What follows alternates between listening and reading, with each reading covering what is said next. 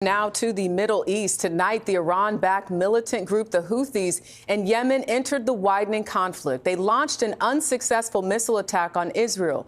2,500 American Marines arrived in the region today.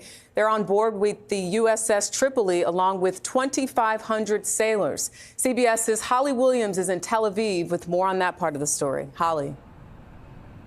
Good evening, Jerika. We have more American casualties in a war that's now a month old. 10 American service members were injured yesterday by an Iranian strike on a base in Saudi Arabia, according to U.S. officials. 2 of them very seriously. They are negotiating. They're begging to make a deal. President Trump repeated his claim last night that Iran's leaders are eager to negotiate an end to the war. But Iran has said it's rejected an American ceasefire plan and won't negotiate. Even as the country's pummeled by American and Israeli airstrikes, Iran's leaders are wielding an economic weapon that gives them bargaining power. With strikes and the threat of mines, Iran has effectively paralysed traffic through the Strait of Hormuz, which normally carries around 20% of the world's oil. It's sent energy prices soaring and piled pressure on Trump to end the war.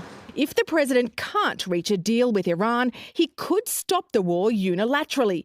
But that would leave the Iranian regime with around 1,000 pounds of uranium enriched to 60% and the ability to rebuild its nuclear and missile programs. We are not going to give it up, not going to give we don't have a flexibility here. Retired General Yaakov Amidror is Israel's former national security advisor. President Trump is under a lot of pressure to end the war. If the war ends soon, will that be too soon from Israel's perspective?